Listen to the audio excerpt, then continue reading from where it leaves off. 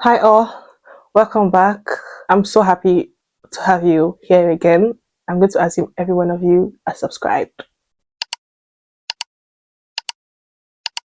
Today I want to talk about love versus manipulation. I feel like these two are easily um, mixed up together, especially when you're not well experienced or really young. You can easily like mix up the two of them. You might not be able to tell when someone is manipulating you versus when someone actually loves you. The major difference between love and manipulation is that love feels safe. Love makes you feel so unbothered, like so relaxed. But manipulation will make you so confused, make you disturbed, and manipulation is quite controlling. Manipulation involves guilt tripping, gaslighting, isolation from others, control disguised as love, while love often involves respect for boundaries.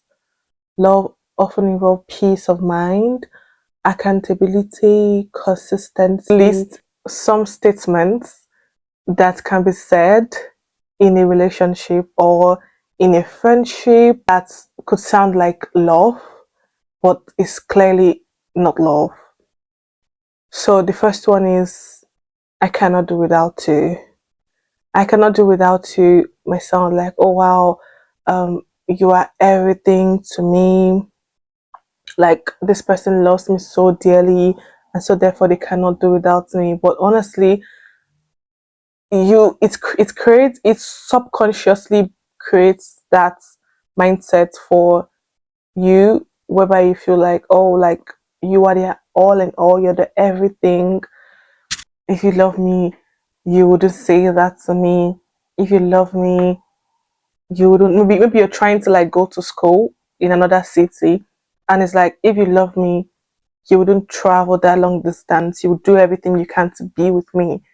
Therefore, maybe you start thinking about how you're going to quit your studies or even like reject the admission offer that you were given. I'm doing this because I love you. I've heard about like women that were being abused say things like, oh, I was only correcting you, like maybe you're fat or you're on the big side, and your partner like tells you in a very aggressive way, like you're too fat, you're not attractive anymore, and things like that. And then they tell you, I'm only telling this because I love you, or I'm telling this because I care about your health. How was the information given? Was it a case of, oh, like was it given in a very subtle way, or were they just calling you out? I know it's almost like there's no better way to tell someone that they're fat, but I feel like if someone loves you, there is more softer way to say it. So statement like I'm only doing this to help you, most times it comes after you're being abused, and then the person is trying to explain why they must have abused you, and is saying it like, oh, I only did that to help you, or I'm only doing everything I do is for your own good. It can come off as care, but it's very heavy on the manipulative side. Another one is you're mine. Wow. You are mine. You're the only one I've got. It just gives you this emotional burden. I don't think I can explain for now. That's it. Why are you overreacting? Why are you overreacting? Oh, you're too sensitive. It's not that deep. I don't need to explain. No one will ever love you like I do. No one will ever love you like I do. Or I would get married to you in the future. Like, I think you're my wife. Or I see you're going to. There's so many statements. I can't even remember everything, but there's so many statements that sounds like love, but really isn't love.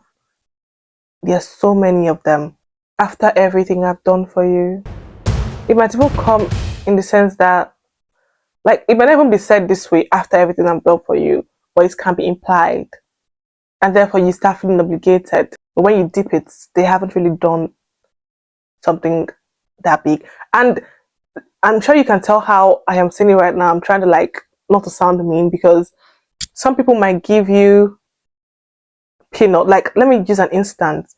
Someone might help you get a job, like your partner might get a job and therefore go ahead and resign from their own job. So now they've helped you get a job with hope that you're now going to handle the bills. Even the most common one, like immigrants, I tend to like migrate and then bring the family over.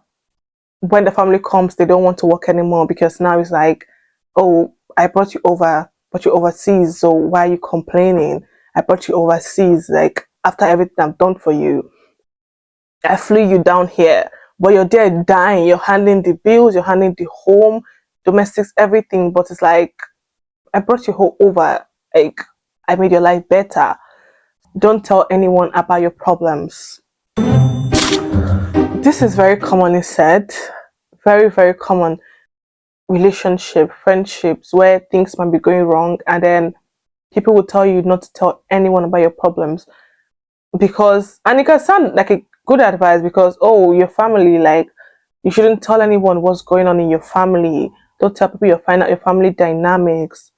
But you're literally dying in the family. Like, you're being tortured, you're being stripped of your human rights. When you deep it, you're like, oh yeah, I shouldn't talk about my family. But at the same time, it's like, my family is killing me. If I don't talk, I'm just, yeah. Ways to avoid manipulation is recognizing pattern. Number one, it can come as guilt tripping, it can come as gaslighting. Gaslighting is when someone is trying to make you doubt your memory. Someone is telling you something that you know for a fact is not, but they're trying so hard to convince you that it is. And therefore, you're like already doubting yourself. How often does that happen? Start keeping records. Always call it what it is. Giving things names makes it easier to be resolved and even easier to be understood.